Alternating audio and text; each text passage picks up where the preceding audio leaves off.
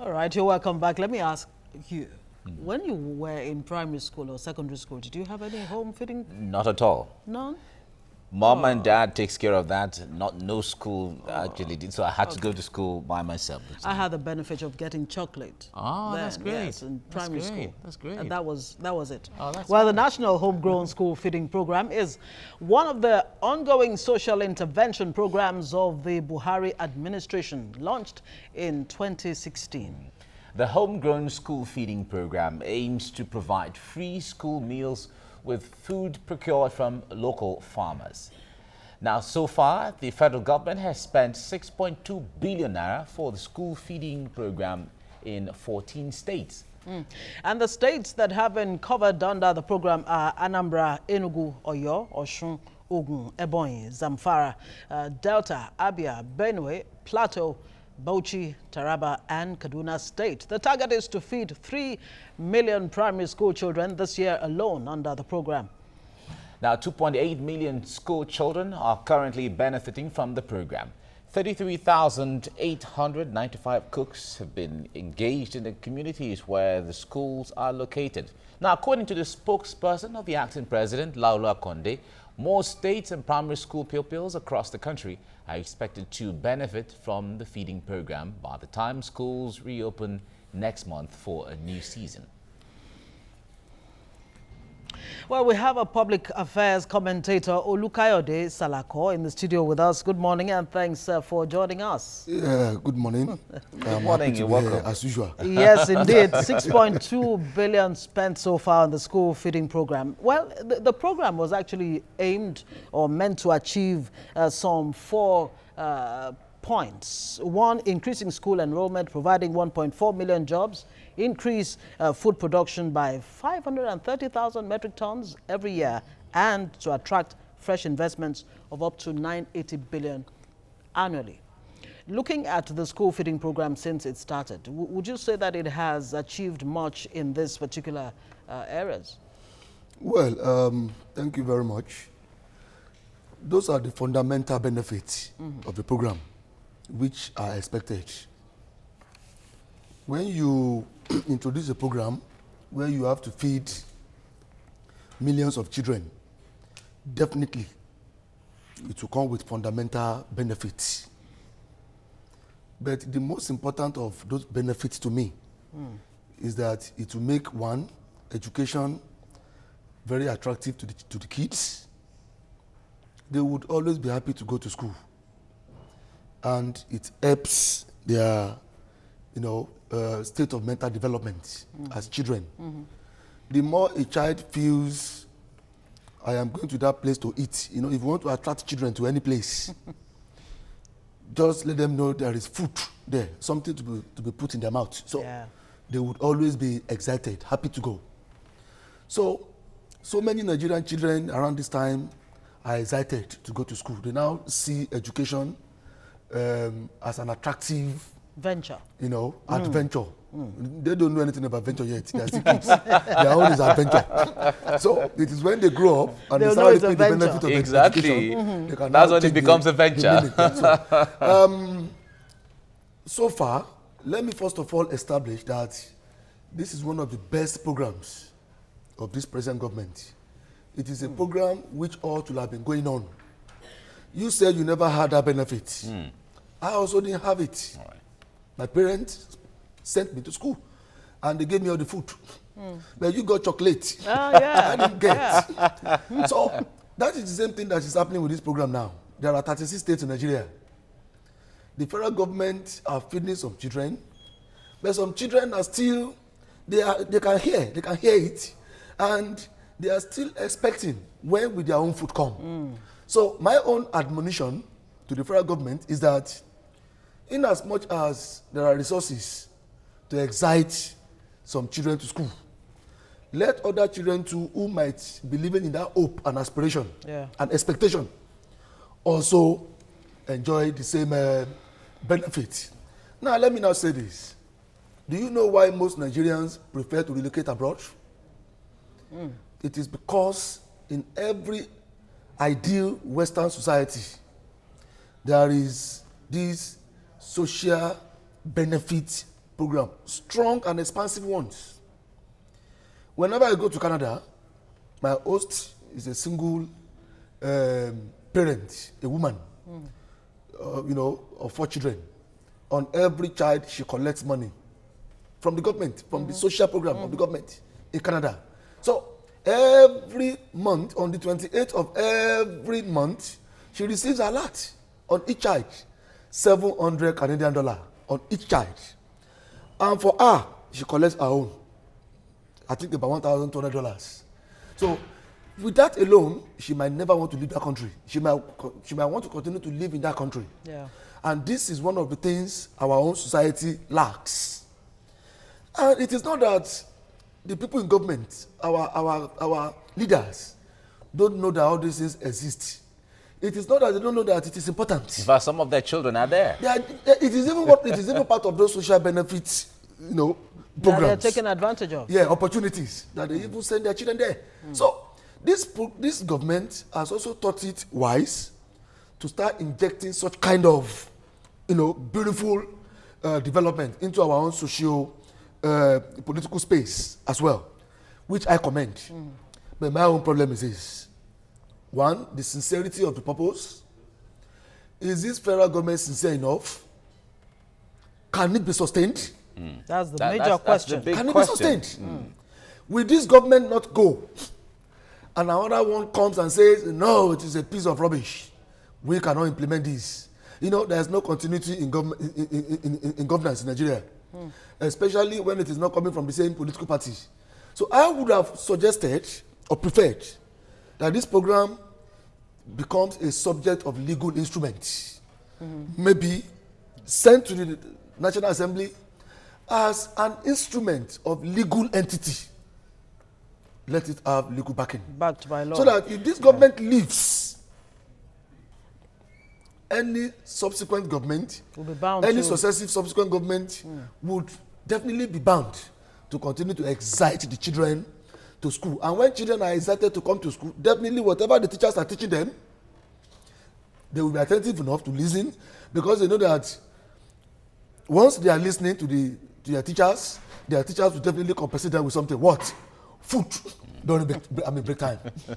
Even though it's not the teachers providing the food. Okay. But they see, No, that's fine. Yeah, they'll think it's the it is teachers. the teacher who That in calls for itself, break. It is the teacher who gives the room Yeah, for yeah. break. So that's the one they know. Well, you talked about sustainability there, because I was going to ask you how sustainable this is. But if we have to point it down to some other issues that concern this, that this government took over in recession, let me say, and there has been recession from last year until now.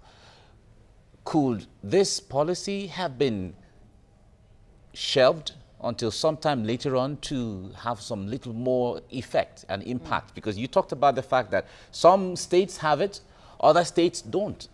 And that is cheating. Aha, fine. So if we see from that window, would it have been shelved or maybe shifted or postponed to some other time when Nigeria is totally out of recession so they can handle it?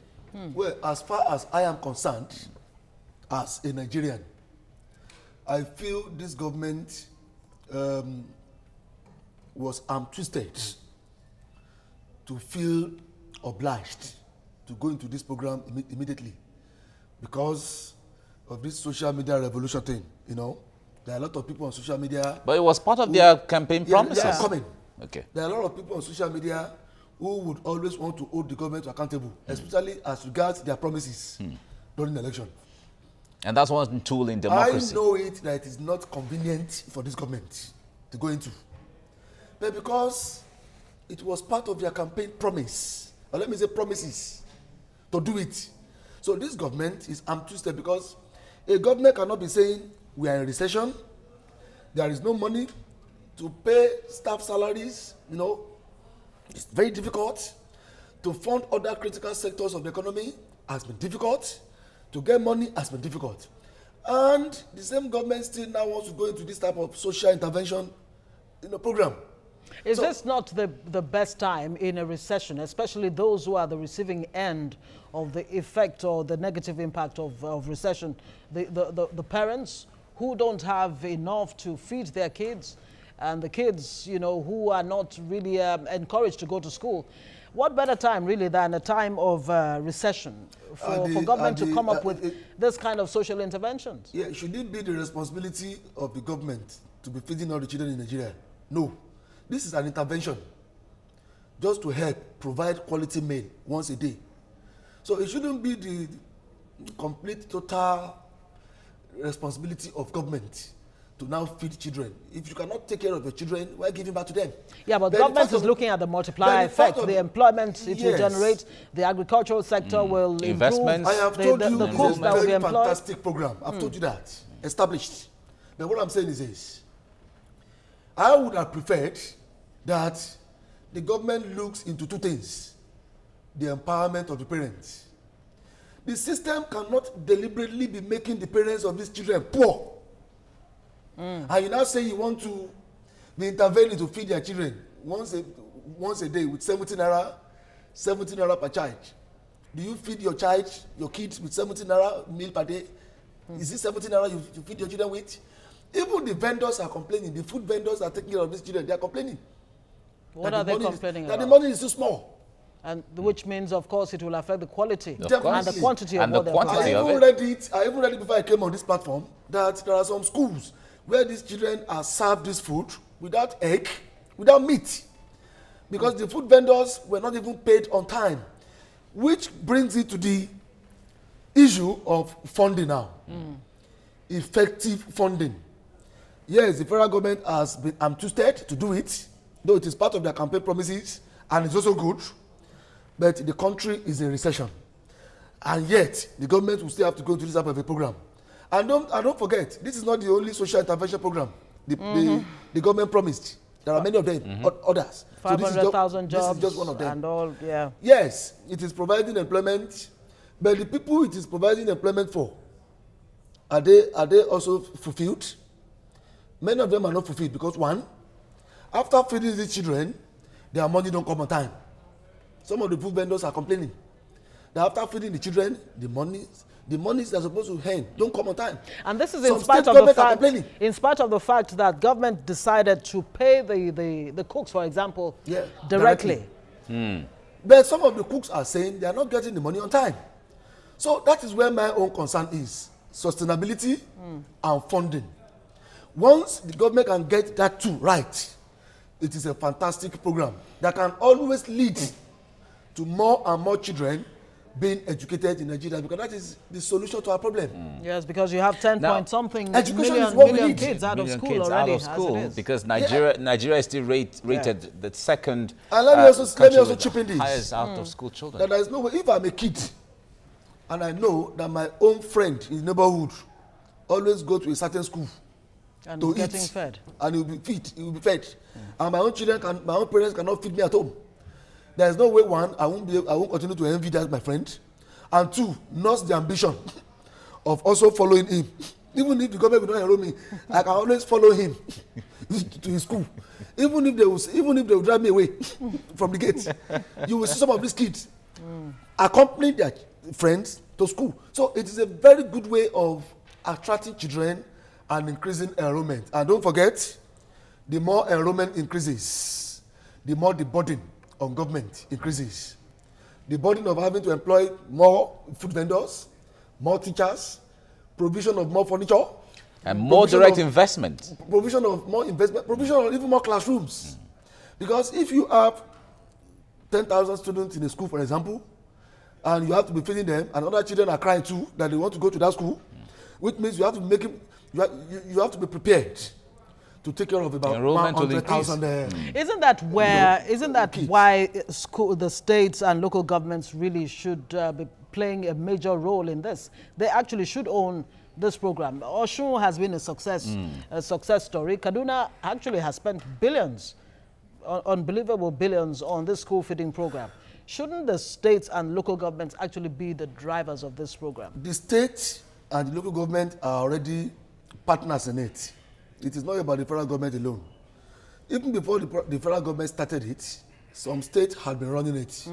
Like Osun State's own was very popular during Aregbesol's first term. But he couldn't sustain it, and he couldn't continue So that is where the critical factor for consideration is. That's where my own concern is. So sustainability. Kaduna State too was running it for some period. Later, the state government stopped it. It was stopped. All right, now let's look into the other areas. You said the program is very beautiful. A lot of Nigerians have applauded it. It's really nice because the children are happy going to school. But if we have to look at the economic issues around it, impact of it, analysts have said that there are so important things that monies could have gone into as foundational.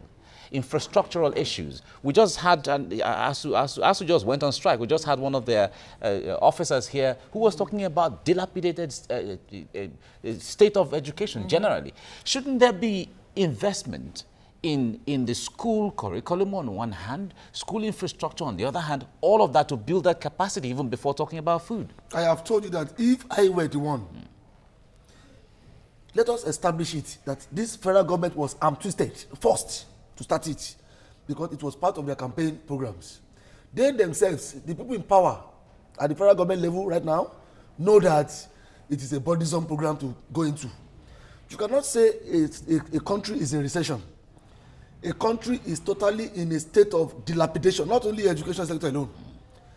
So many things are not right with Nigeria right now. Structurally, politically, economically, a lot of things need to be put in place first.